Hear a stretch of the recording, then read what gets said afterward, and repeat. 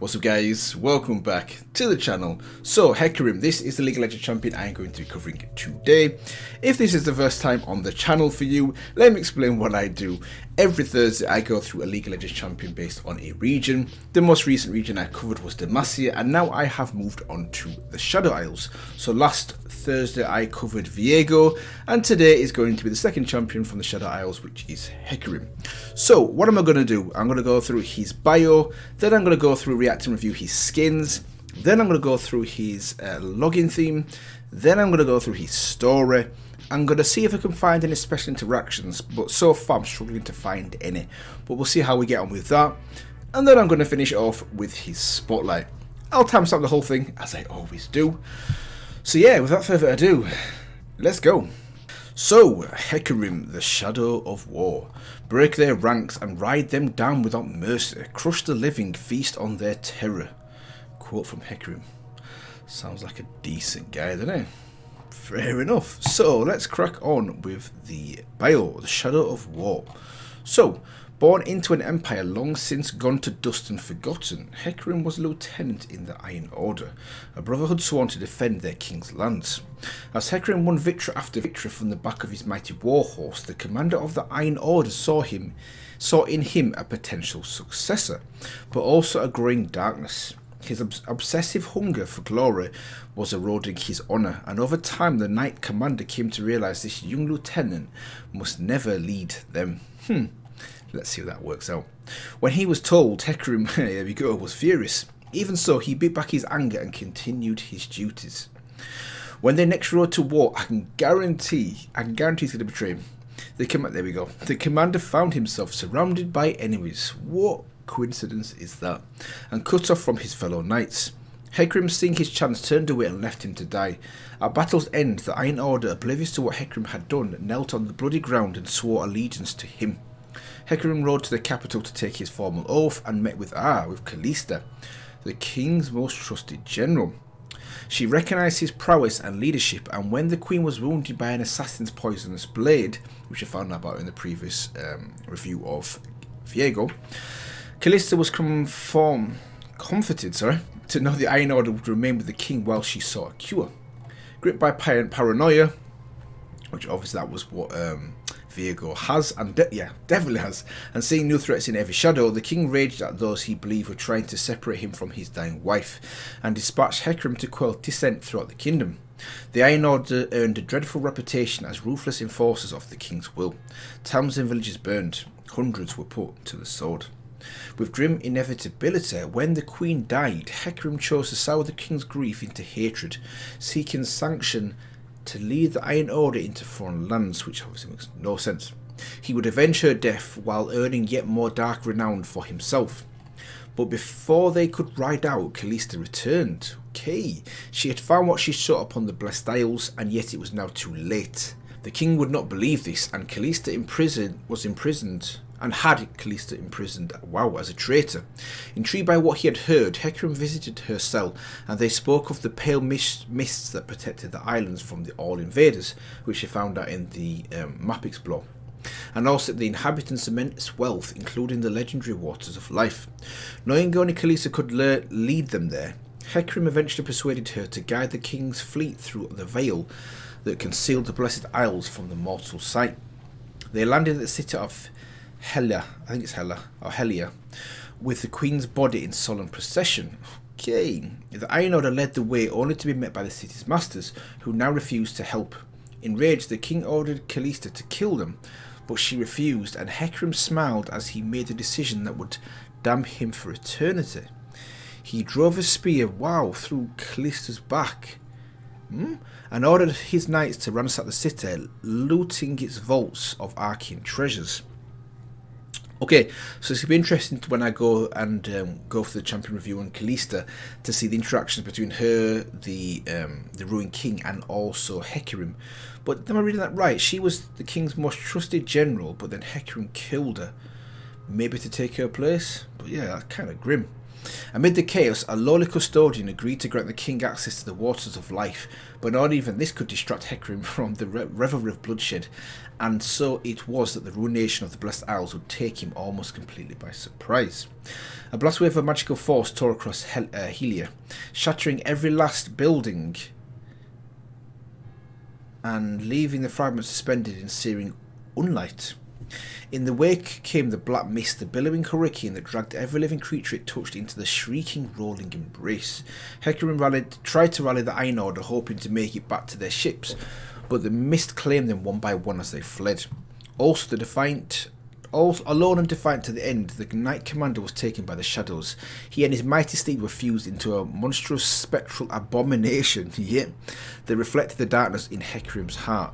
A brazen creature of fury and sprite. He's not drinking nothing. Spite. At one with the black mist and yet utterly enslaved by it. Bound furthermore to these Shadow Isles, Hecarim has spent centuries in a sinister mockery of his former life, cursed to patrol the nightmarish lands he once intended to conquer. Kind of ironic. Whether the black mist reaches out beyond their shores, he and the otherworldly hosts of the Iron Order ride out to slaughter the living, in memory of glories long past. Right. So, I mean, I thought Viego was psychotic, but this guy takes the cake. This guy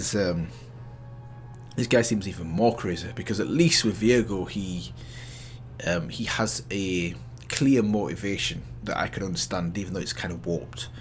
With Hecarim, he just likes to kill people. I mean, like, okay, but good. It was a good bio. I like how it started off showing how he started off, and how the king or the general at the time could see that he had potential, but he couldn't rule.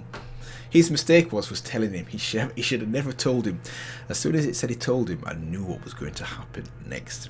So anyways, let's move on to now the skins. I'll give you my favourite 3 skins for Hecarim. Let's go. So, the Shadow of War, Hecarim, Role Fighter, Difficulty Moderate. We'll jump over the abilities for now. This is his base skin. So yeah, I'm feeling his base skin. I like in general the theme that all the Shadow Isles champions have, this kind of like neon blue / green. It really works. And what do you call these? They're not a Minotaur, it's a Centaur, I think it is. Half human. Technically it's not human anymore though. It's not really human, but half human, half horse. I'm feeling the look of that. I'm not quite sure what this means here though. This SS. I wonder if that represents anything in particular. But cool. I like the look of his base skin. So let's move into the first one. Blood Knight Hecarim. Oh. So this poor guy here on the left of the picture is, yeah, he's dead. But I like that though. That's kind of like a centaur prior to being affected by the Shadow Isles. I like that. Second one, Reaper. Reaper Hecarim. This in a way is more like if Thresh was a centaur. Half horse, half Thresh. The look, obviously he's the Reaper of Souls, got the Grim Reaper look with the sickle. He's got the key here and then the Book of Life here as well. So this kind of reminds me a little bit more Thresh than Hecarim. Headless Hecarim. This is definitely like a Halloween special. I don't know whether saying it's headless because he's got a pumpkin for maybe a pumpkin for a head makes you headless. I don't know. Cool. Arcade, right?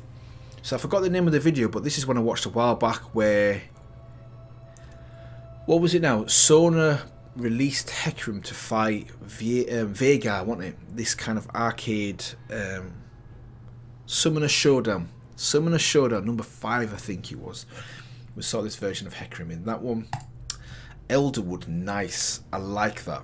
Elderwood Hecarim, I'm feeling that.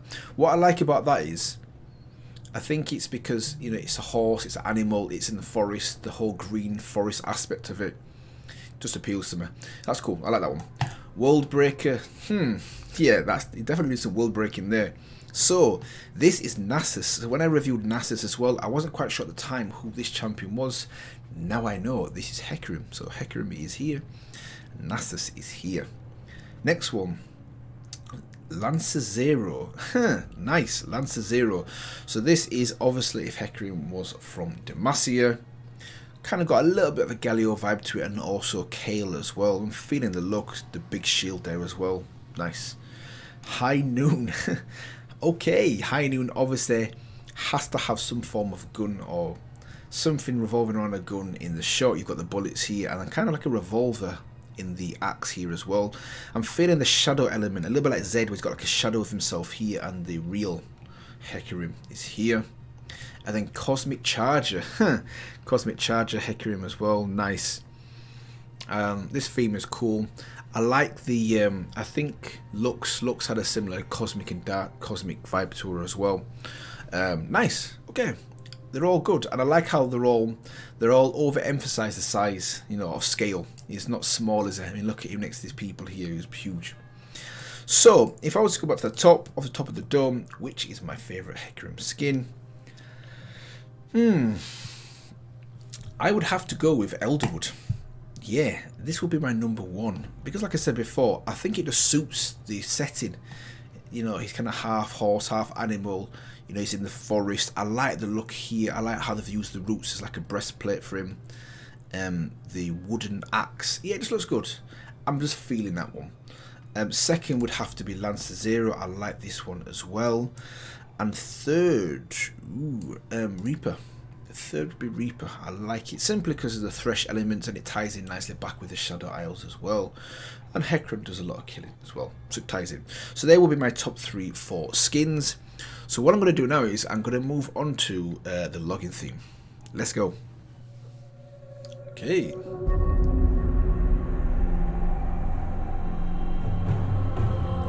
Ooh. Starting off well. Nice and grim.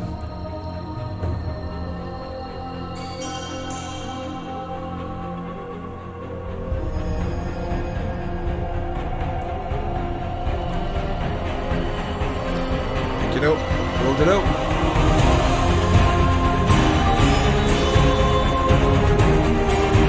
Yeah, that's unexpected.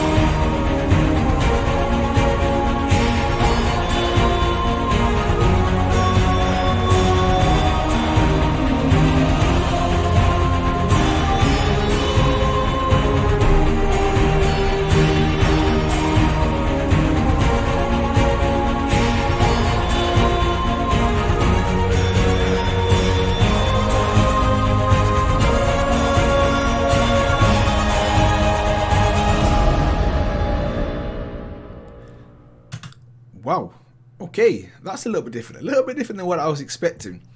Let me explain why. So Hecarim, clearly the guy just likes killing people. The guy's evil, and he looks it as well. And the intro, the first, I don't know, 30 seconds, they're tying nicely with how I see the character, his character, the character's character.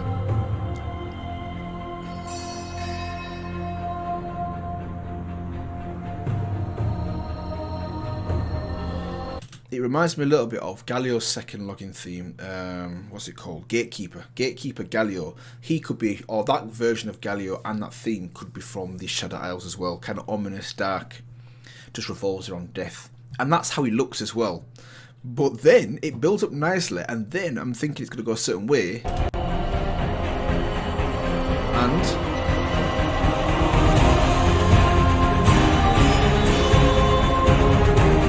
that's not what I was expecting. The reason being is because this second half here is kind of upbeat.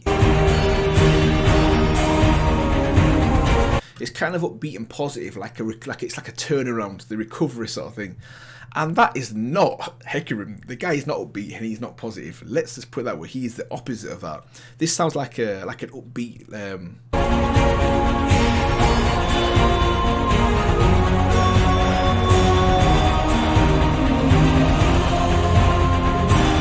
Yeah, that's strange. It's strange because that second half I would definitely not match with Hecarim. The first half I would. So yeah, that's kind of my quick review of the login theme. Yeah, what I'm going to do now is I'm going to move on to his story. Let's go. So, no one lives. Great start. This is going to be grim, isn't it? Icy waters crashed on the bleak shore, red with the blood of the men Hecarim had already butchered. See what I mean? The mortals he had yet to kill were retreating over the beach in terror. Black rain doused them and storm clouds boiled in from the morning heart of the island. He heard them shouting to one another. The words were guttural, battle cant he did not recognise, but the meaning was clear. They actually thought they might live to reach their ship. True, they had some skill. They move as one, wooden shields interlocked, but they were mortal, and Hecarim saved. The meat stink, wow, of their fear. So I'm taking it this is the Hecarim we know now, because it says there they were mortal and Hecarim basically isn't. So I don't think this is the human version of Hecarim. He circled them, threading crumbling ruins and unseen in the shadow of mist rising from the ashen sand. The echoing thunder of his hooves struck sparks from black rocks. It garnered their courage. He watched the mortals through the slitted visor of his helm. The weak light of their wretched spirits was flickering corposant in their flesh. It repulsed even as he craved it. No one lives, he said. His voice was muffled by a dread iron of his helm, like the corpse rasp of a hanged man. The sound scraped along their nerves like rusted blades. He drank in their terror and grinned as one man threw down his shield and ran for the ship in desperation. That isn't going to work. Guaranteed. He bellowed as he galloped from the weed-choked ruins, lowering his hooked glaive and feeling the old thrill of the charge. A memory flickered, riding at the head of the silver host, winning glory and honour. The memory faded as a man reached the dark surf of the cold breakers and looked over his shoulder. Please no, he cried. Hecarim split him from collarbone to pelvis in one thunderous blow. I don't even want to really think about that. That's grim. His ebon bladed glaive, one of the two, sword or axe, pulsed as it bathed in blood. Wow, the fragile whisper of the man's spirit sought to fly free, but the mist's hunger would not be cheated. Hecarim watched as the soul was twisted into a dark reflection of the man's life. This is the thing, once you're down the Shadow Isles, that's it, innit? That's it, your soul is theirs forever. Unless, you're Lucian and you can, you got something to say about that. But apart from that, yeah. Hecarim drew the power of the island to him, and the bloody surf churned with motion as a host of dark knights, wreathed in shimmering light, rose from the waters. So he's got his boys with him now as well. Sealed within archaic plates of ghostly iron, they drew back black swords that glinted with dark radiance. He should know these men. They had served him once, served him still, but he had no memory of them. He turned back towards the mortals on the beach. He parted the mist, reveling in their terror as they saw him clearly for the first time. Damn. His colossal form was a nightmarish hybrid of a man and a horse, a chimeric juggernaut of brazen iron.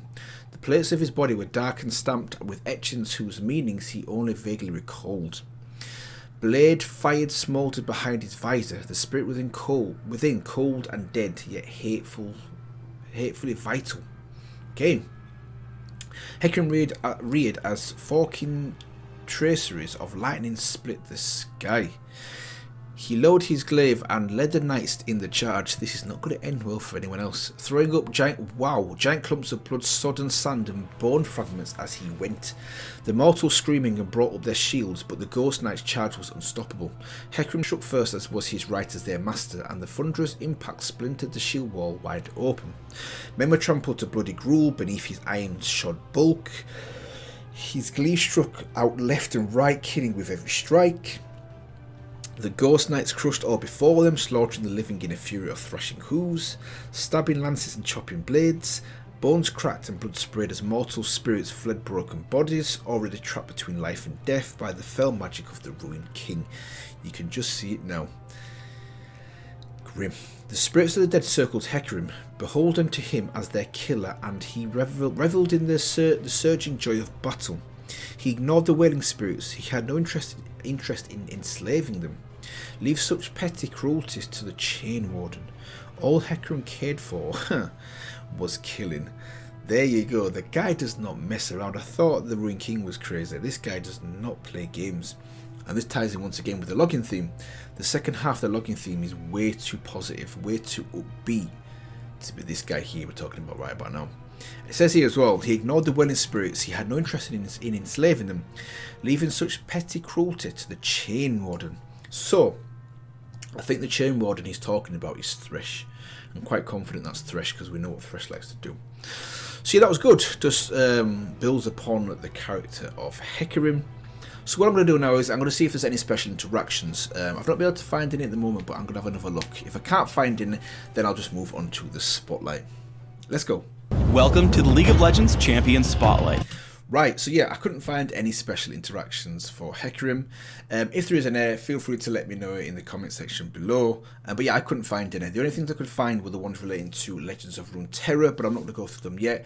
I'm going to go through them as a collective at the end of the Shadow Isles review. So, let's go. Featuring Hecarim, the Shadow of War. Yes, sir. This is an old video. Hecarim is a melee fighter who specializes in high mobility and jungling. Whether striking multiple nearby enemies on the move or leading the charge into teamfights, Hecarim exemplifies mobile, high-impact fighting. Let's go for the abilities then. Hecarim's passive is Warpath. Hecarim ignores unit collision and gains a percentage of his bonus movement speed as bonus damage. Oh, nice. Okay. Rampage immediately damages all nearby enemies. If it hits, the next activation of Rampage enjoys a lower cooldown down to a cap. If Rampage hasn't hit anything for a few seconds, the cooldown returns to normal. It's quite important to As Hecarim's primary damage source, take Rampage at level 1 and max it by level 9. There you go. Spirit of Dread creates an aura around Hecarim for a few seconds that constantly damages all nearby enemies. Additionally, Hecarim heals for a portion of any damage dealt to these enemies. Healing against minions is capped. Cool. Because it brings both great damage and health sustain, take a point in Spirit of Dread early and max it by level 13. Devastating Charge grants Hecarim steadily increasing movement speed for a few seconds. If Hecarim attacks an enemy during this time, he deals bonus damage and knocks back his target. Devastating Charge deals even more damage based on how far Hecarim has traveled during the effect. Because it's mostly a utility spell, take a rank of Devastating Charge early, but max it only by level 18. Hecarim's ultimate is Onslaught of Shadows. Hecarim charges to target location, damaging and causing all nearby enemies to flee from Hecarim for a short time. This ties in nicely with the story we just read as well. Onslaught of Shadows ties in nicely with what we've just read. Yeah. Additionally, Hecarim summons spectral riders that charge alongside him, damaging all enemies they strike. Due to the power of the ultimate, rank it as soon as possible at levels 6, 11, and 16. Okay. Good start. Try to build a mix of damage, toughness, and mobility through your runes, masteries, and items. For example, I take armor penetration marks, flat armor seals, magic resist per level glyphs, and movement speed quintessences. I recommend 9-12-9 masteries, taking armor penetration in offense, health and damage reduction in defense, and movement speed plus neutral buff duration in utility. When not jungling or in Dominion, drop the minion-specific masteries for extra armor and magic resist. In Classic, I open with Boots of Speed and 3 health potions. I rush for Wriggle's Lantern and Aegis of the Legion, before taking defensive boots depending on the enemy team. That dance. Trinity Force is the next major buy. After, I grab a mix of damage and durability through Maw of Malmortius and Frozen Heart. In Dominion, my build is similar. I start with Boots of Speed, Prospector's Blade, and 2 health potions. Aegis of the Legion, upgraded boots, and Trinity Force come next. From here, I adapt my build depending on my enemies, choosing among Randuin's Omen, Maw of Malmortius, Sanguine Blade, and Last Whisper. Okay. Try to always gank enemies from behind. I activate Devastating Charge, close the distance on Galio, and make sure to push him away from his turret. Galio. I keep pace with him while I hit Rampage and Spirit of Dread to deal as much damage as possible, before retreating from the turret and giving Nasus first blood. Let's look back at this fight, because there's something else to point out. Rewind. Hecarim wants to keep up with enemy champions as long as possible to maximize his damage. Notice how I tell Hecarim to move forward immediately after every basic attack, ensuring that I stay next to Galio as long as possible for more Rampage hits. Make sure to use the most of Hecarim's mechanics.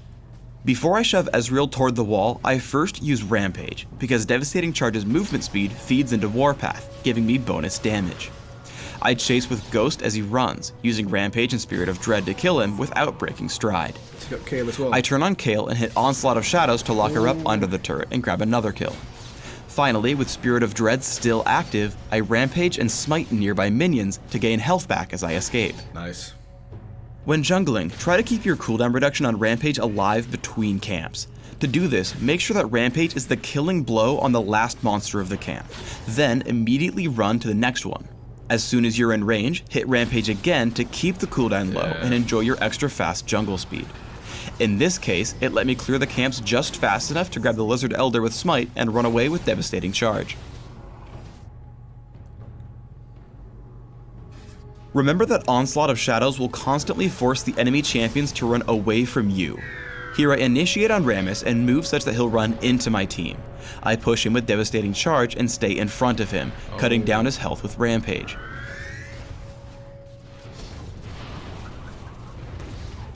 After we pick up the kill, I walk out of turret range and then back across to escape Morgana.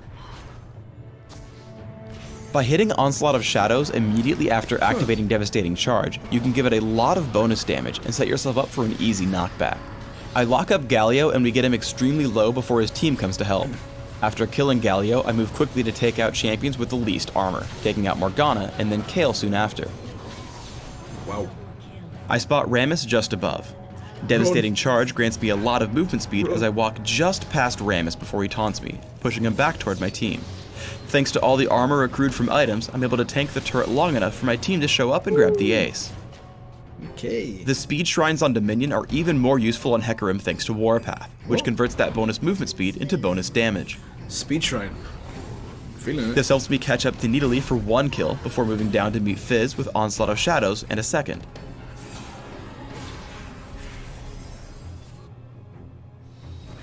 Combining speed shrines with Hecarim's ability to deal damage while moving means you should always try to juke skill shots.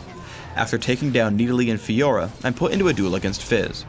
I start winning, but then he fires off his ultimate. I dodge away and then chase him down with Devastating Charge. I take him out with Rampage and win control over the middle.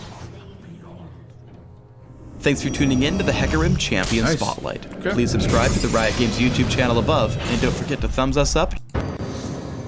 So that is the end of that.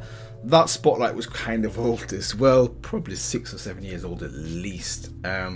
But I'm guessing the abilities typically I haven't changed too much from where they are there to where they are now. So it gives me a good start in terms of his abilities. So yeah, that was good. So hopefully you guys actually enjoyed my thoughts and reactions to Hecarim, including the actual bio, the story, the login theme, his skins, and also his spotlight as well. And if you did, feel free to let me know. Feel free to like, comment, and maybe also subscribe for more content like this. I will be going through every single champion from the Shadow Isles. I will also be throwing into that as well Senna. Quite a few people have mentioned you've got to do Senna because she, obviously her lore ties quite closely with Gwen and Isolde and the Ruin King as well. So yeah, I will definitely be covering all of them once I've covered all of the official champions from the Shadow Isles as well. So yeah, I will see you guys in the next one.